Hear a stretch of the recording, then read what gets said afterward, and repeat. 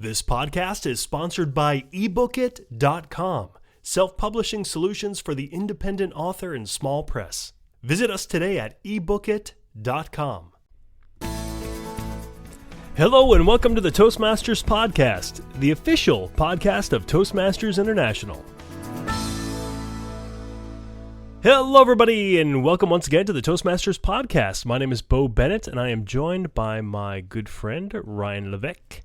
And Ryan and I are going to be speaking with several different people that are going to be not only attending, but speaking at the 2014 International Convention in Malaysia. And who are we speaking with? Well, Mr. Florian Muyk, Mr. Douglas Kruger, Mr. Mark Brown, and Mr. Lance Miller. How's that for a lineup? So let's get right to it and speak to these fine gentlemen. Florian Muyk joined Toastmasters in 2005, and public speaking has since become his passion. In 2009, he turned his passion into a successful profession under the Florian Muyk brand. He offers communication seminars, presentation coaching, keynote speeches, and event moderation to international companies in 3 languages, English, German, and Spanish. Florian is the author of 2 books, The 7-Minute Star, Become a Great Speaker in 15 Simple Steps, and Plus Plus, Patterns for Better Communication. Welcome, Florian. Hey, how's it going over there? It's going great, and you are in Geneva. Oh yeah, I just landed. It's tomorrow. I have a date with one of my clients, Santander Private Banking, and they're here in Geneva, the European headquarters. Nice. It sounds exciting. Congratulations. Yeah, and even better because on Wednesday we have a Toastmasters 2 Combined Clubs summer party, which is even better than I can join. Oh boy, sounds wonderful. All right, we're going to be talking a little bit about your educational session coming up at the Toastmasters International Convention in Malaysia. That's education session number 3. The title is The Speech Structure Building. Florian, can you give us a summary of your educational session, what exactly it's going to be about? Well, as you know, as a great communicator, curiosity, suspense plays an important role, so I cannot spill all the beans here. Just a few beans. But yeah, a few. Well, structure is vital, and since I'm German, I'm a predestined person to talk about structure. We love beer, we love football, we just won the World Cup, and we love structure. Now, if you take Project 2 of the Competent Communicator manual, it's Organize Your Speech, and I was always hyped and psyched about this structure behind. And when I started to do it as a professional, my public speaking career, when I started 5 years ago, one of the first things when I set up my first seminars is I created a structure exercise that in 4 simple steps helps anyone who wants to create quite impromptu any speech or presentation with slides. He can use this 4-step process combined with the speech structure building and creates in such a way his speech or her speech in a very, very simple way. Now I have a question for you. Are you afraid that somebody's going to come along and do it in 3 steps? The rule of rhetoric is the 3, so I had to do 4.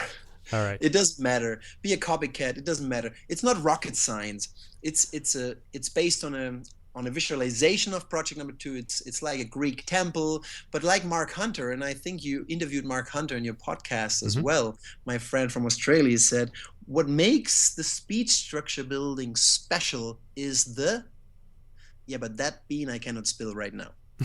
Okay. All right, that's fair enough. So what are you hoping your audience will take away from the session? I do a lot of education sessions throughout my district, 59 formerly. Now we just split in Europe, and I do a lot of these exercises in all my seminars across Europe. And this is the biggest takeaway for people when I go to companies like the gaming industry or to banks or frozen food companies that I also have. The biggest takeaway when I ask them 2 years later is the speech structure building. I still remember because such an easy tool is so important for people who are not every week in Toastmasters sessions. The real world, they're not. And for them and for us, a good process and 4 simple steps is really, really helpful. All right. So I know you don't want to spill beans. You made that very clear. Can you leave our listeners with at least just one good tip from your presentation? First, collect content, more topics, and then go from more to less. Our brain is very simple. Our brain works like this. Once we have an idea, check, we use it. But when you force your brain to come up with more ideas than just one or two or three, just more, and then go back, it's like Michelangelo creating the David in Florence. And you have this block, and then you have to take it out and take it out and take it out, and then you have the real essence of what you want to communicate, your real message. And that is one of the steps in my 4 steps. That's great. That's great advice. Well, Florian, thank you so much. Your session is going to be Thursday, August 21st, 2014 at 12:45. And again, that's education number 3, the speech structure building. I encourage our listeners to check it out. Florian, thank you so much for being on with us. It's been wonderful. It's going to be a great pleasure to meet you in person, all the other ones, all the friends from around the world. See you there. All right, you take care. Joining us now on the show is Advanced Toastmaster Silver Douglas Kruger. Douglas Kruger is an author, a motivational speaker, and presentation skills coach based in Johannesburg, South Africa. Douglas has won his district's international speech contest a record 5 times, and he placed second in Toastmasters 2004 World Champion of Public Speaking. Douglas has written 3 books on topics related to public speaking, expert positioning, and leadership. Douglas Kruger, welcome to the Toastmasters podcast. Welcome, Douglas. Fantastic. Thank you so much. It's a pleasure to be chatting to you.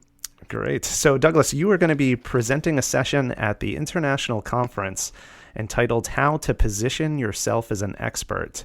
Can you give us a summary of what your educational session is going to be about? Yes, absolutely. The heart and soul of the idea is asking the question, whatever it is that you do, how do you become the Oprah of your industry? How can you be seen as the Arnold Schwarzenegger of your world? And I use Arnold Schwarzenegger as an interesting example. You ask people about the world of bodybuilding, he's the first name that springs to mind. And yet he's been out of that industry for the last 3 decades. And that's the kind of lasting power, the iconic status of his name. So my topic is really saying, whatever world you're involved in, whether it's the world of business, whether you're climbing the corporate ladder, whether you are a professional cartoonist or a dentist, how do you become seen as the top iguanic name in your field? Question for you. Are there steroids involved? Absolutely not. No, in fact, there's more PR than anything else involved. And the fascinating thing about this one is that we always assume that performance itself is enough to take you to the top of your game. And it turns out that it's actually not true. If you take an industry like, say, the world of cooking, the world of being, a chef on television, there are thousands, there must be tens of thousands of highly qualified chefs around the world. And yet a couple of names like the Gordon Ramsays of the United Kingdom somehow rise to the top. And I often ask audiences, do you believe that that's because he is the single most qualified chef in the world? And the answer is clearly no. And I pose the question, do you think he's in the top 10, perhaps even the top 100 most qualified? And we consistently get the answer no. And then I pose the question, then why is he out-earning all of them combined? Another question you could ask is, do you think a McDonald's hamburger is the best tasting hamburger in the world?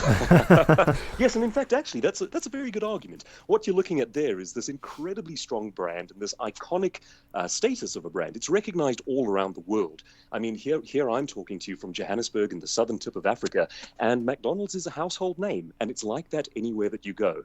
And as you suggest, it's not necessarily down to the quality of the burger. That's a nice way of putting it. Very diplomatic of you. I'm talking to Americans, so I'm trying to be diplomatic. Gotcha. So what are you hoping that your audience will take away from this session? What I'd like to challenge is some of the belief systems around how we earn and how we position ourselves in the market. Because for anyone who, like myself, comes from a working class or a middle class family, you are handed certain beliefs about what it takes to get ahead. And unfortunately, some of those beliefs simply aren't borne out by reality. We're told, for example, that it's all about keeping your nose down, working hard, not making waves. And the nature of the economy worldwide is now the opposite. It's the wave makers, the people with voices, the high impact communicators who are actually remunerated on the highest level. So I'd like to challenge a couple of core beliefs around work and wealth and income, and then provide some practical solutions on how people can get ahead. Excellent. Do you think, I know you don't want to give away everything on this session here. We're just trying to give our audience a little taste, but could you give one tip from your presentation to our listeners to give them Well, absolutely. Here's a very practical one, and it forms the basis of what I speak on. And it's not giving away too much because we build on this concept, but it is the foundation. I argue that experts exist at the intersection of three separate qualities. And if you don't have all three working together, you actually miss out on iconic status. And the three qualities are personality, knowledge, and publicity. And the way that I always state it is, if you have all of the knowledge but none of the personality, you are merely a specialist. If you have all of the personality but none of the knowledge, you are a Kardashian. Oh, first McDonald's, now the Kardashians. Two American institutions. Oh boy, good stuff. This sounds like it's going to be a really fascinating presentation, Douglas. And I see you are going to be delivering this on Thursday, August 21st. It's Educational Session 2 from 12:45 to 1:45 p.m. So we appreciate you joining us on the show to tell us about your session. We wish you the best with it.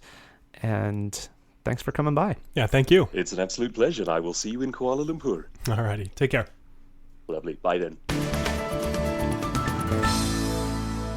Our next guest, Mark Brown, is the 1995 World Champion of Public Speaking, having defeated more than 20,000 contestants from 14 countries. Originally from Kingston, Jamaica, Mark immigrated to the United States at age 18 with $40 and a dream of a better life. He spent 15 years working as a computer analyst before choosing to develop his public speaking skills. After recovering from a life-threatening illness in 1993, Mark made a commitment to excel as a communicator, and in 1995 won the World Championship of Public Speaking title. And Mark is going to be giving a session at the International Convention called Instruments of Influence. Mark Brown, welcome to the Toastmasters podcast. Welcome, Mark. Oh, thank you, gentlemen. It's my joy, my honor, my blessing, and my privilege to be here. And ours to have you here. So, Mark, can you tell us, what is your session, Instruments of Influence, going to be about? It's a general session designed to get the audience to acknowledge that we do have a lot more influence than we may believe or we may think. I'll cover a few points, one of which is for us to realize that we don't need to be a celebrity, a major player of a sport, or a movie star, or even a world champion of public speaking to exert influence. We have influence over all kinds of people in our lives every single day. We'll focus on how to acknowledge the influence, find the influence, and to use the influence effectively to change not only our own lives, but those with whom we come in contact on a day-to-day basis. See, Mark, it's too bad that you can't influence the members to actually go to the event because you're not going to give them the speech until they're actually there. So that poses a problem. Well, I know that Toastmasters does have a way of bringing people in. Now, we anticipate a really large crowd this time, and I really believe as Toastmasters, we have the power to use the platform to influence our audiences and to use our homes, our living rooms, our conference centers, and our classrooms to influence our students, our family members, and those we care about. Sure. And I really will key on that in our session in Okay. Kuala Lumpur. So if there was one thing, what are you hoping your audience will take away from the session? It is my desire that the audience will know that even though we may consider ourselves insignificant, what we have learned in life, lessons that we have gained, our experiences and our expertise are so valuable. There's someone out there who needs to hear from us, each of us, no matter who we may be, and we must use that influence to become a positive person, to become an instrument that will change our world, not in large or great or magnificent ways, but simply one life at a time. We all can do it. If a skinny, knock-kneed, buck-teeth kid from Kingston, Jamaica, who came to America with $40 in his pocket, can do that, then anyone can. All right. Great. Now, Mark, without giving away the whole kit and caboodle, can you reach into the bag of your presentation and provide one of the gems that you'll be sharing, one of the tools, perhaps, that you'll be sharing with the audience? One of my gems for the audience: you don't have to be a celebrity to have influence. It is true that many of us look to world champions, to world leaders, to people who are in the public eye. We quote them, we talk about them, we watch their lives unfold on television. But the truth is, the greatest impact we have are the people we love who are close to us, our family, our friends, our neighbors, those we worship with, whom we go to school with, and those we share our Toastmasters meetings with. And our lives are important to them because they see a bit of us in themselves, and in that way we do have influence. And I'll expound upon that in my session as well. Very good. Very good.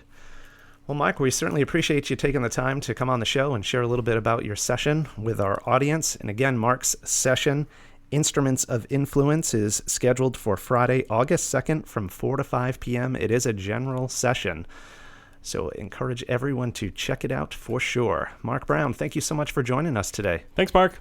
Gentlemen, thank you. Have a blessed day. All righty. You too. Take care. I have the pleasure of speaking with Lance Miller, Distinguished Toastmaster. A club's success is the responsibility of its members and leaders. Lance Miller, the 2005 World Champion of Public Speaking, will share how to foster effective officer teamwork and achieve distinguished recognition in your club. Lance was instrumental in building his home club, Renaissance Speakers in Hollywood, California, to number 4 in the world with 95 members. And he'll explain how your club can be top ranking too. Lance, welcome to the Toastmasters podcast. Thank you, Bo. Great to be here with you today. Thanks. So 95 members. Wow. Do people get a chance to speak? Well, that's one of the questions I get all the time. And one of the points I really make is that you need to gear your club to servicing the members, not gear the members to the capacity of the club. We actually created probably twice as many speaking opportunities in addition to our weekly meeting. We went to, when we were at 95 members, we went to double meetings during the week sometimes. We created speaking opportunities so that everybody was speaking all the time. And I just want to let you know, a lot of people come to me and they go, 95 members, how horrible. I go, no, it was a blast. It was one of the most exciting things that I'd ever done in my life. It was so much fun to do that. That sounds like it would be a lot of fun. It would be like a major presentation every club meeting. Yeah, it was. Every meeting was a huge event. The energy was just through the roof. And I do want to say that was back in 1999 when we did that. My club now is between usually 40 and 50 members, but we have consistently been one of the top 50 clubs in Toastmasters. Now, in Hollywood, California, do you have a lot of actors and actresses in that club? We don't get a lot of actors and actresses, but it's interesting. We have had some come through, and we've had some up and coming ones that have become, had good roles and stuff. But here's the thing I wanted to say: they're really good at acting, but they're not good at speaking, and it's a completely different skill set. And they would come and they would be so nervous. They said, I'm so used to having a script in front of me, and I have to create something on my own and just be myself on stage. So. Interesting. So can you give us a little summary of your educational session? Absolutely. One of the things that we did in our club is we really sat down and started figuring out how to make this work. And we realized that Toastmasters International and the organization gave us certain tools, but it was really up to us to apply those tools in the club. And so what I go through, number one, is I go through a mindset shift that has to occur in running a successful club. And the primary mindset shift is the fact that nobody is going to build your club but you. And I see a lot of people that sit around, and we get so used to in life that somebody else will do it if we don't. I mean, that happens when we're kids in our family. We go to school, we go to work. Somebody else is putting it there if we don't. Your club is an exact mirror of the leadership skill present with the members in that club. And I really get people to start looking at what they can do to get their club up and running. One of the other things I really push is that a lot of people get more concerned with the rules than the results. I'm very results oriented. The rules are there to keep you on the road. But you don't win any Super Bowls or win the World Cup by following the rules only. You have to get the results, and we were very result-oriented. And the third thing I would just say that we really, really, really push is using the Toastmasters training programs extensively, where we actually request every member in our club to complete either a speaking or leadership level every year. And one of the big problems I see with a lot of clubs is they don't actually get people doing the program. Therefore, they're not winning with the program. Well, Lance, you actually answered all my questions, so we have a few minutes left. Why don't you tell me what you're up to these days? Well, let me just tell you a little bit more about this session. I want to. I really am interested in having Toastmasters come to this thing, because since I won the World Championship, I really looked at what I was going to do. Keep in mind, too, 6 years before winning the World Championship, I was one of the core team members in this club that built it up to this 95-member club, back when Toastmasters had a distinguished club program that recognized the clubs internationally at their different levels. Mm-hmm. Since 2000, we've had the existing distinguished club program, which doesn't do that. But I've had 2 major wins in Toastmasters, and one of them was building that club. The second one was winning the World Championship, and I really feel I could have never won the World Championship if I didn't create a great club environment for me to challenge me as a speaker. And with that, and one of the things I break out is how the officers work together. A lot of the officer training I do in Toastmasters teaches me how to fill out the forms for Toastmasters International. I go through how you work together as a team to run the club, and that's a completely different skill set. And that was something we had to develop in our club, because like I said, I did all the officer training, and a lot of it either doesn't get understood or gets missed in the process of it. But I'm really hands-on on building a dynamic club environment for someone to come in and change the way somebody lives their life through Toastmasters. Now, this is interesting, Lance. I actually gave you an opportunity to talk all about yourself, and you took that time and talked about Toastmasters, the organization. They should give you some kind of award. Oh, wait a minute, they did. Well, here's the thing. I mean, I'm interested. My game is helping Toastmasters win with Toastmasters.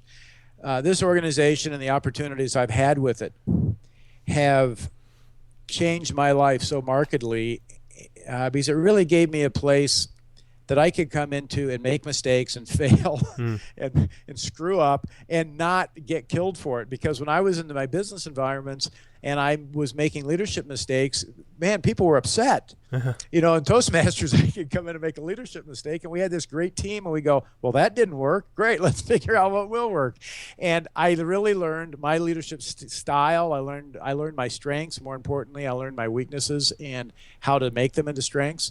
And I really want that for other people, because I see so many people struggling. Not Toastmasters is a mirror of life, and I see them struggling in life to really get up every morning and be living the life they should be living. And I know that Toastmasters is not the answer to all of it, but it is a venue that allows you to get on your feet and think for yourself, and that's where all of life begins. That's wonderful. All right, Lance, thanks so much. Let's remind our listeners that your event is called the Club Building Session, and it's Wednesday, August 20th, and that's 2:30 to 3:30 p.m., and that is the first full day of the conference? That's when people arrive? You think people are coming? No, the conference, the opening ceremony is Wednesday night, and okay. So I really want people to know I'm Wednesday afternoon. I want them to know that this is, if you come Wednesday night when you think the conference starts, I'm 5 hours before that.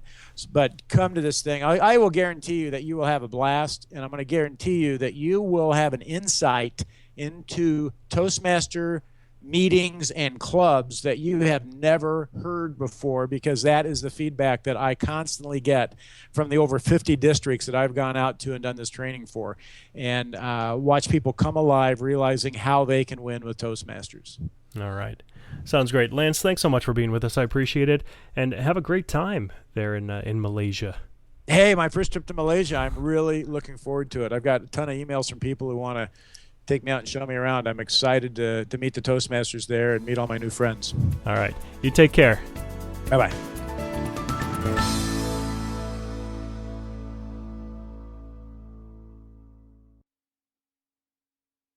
Isn't it about time you published that book you've been thinking about?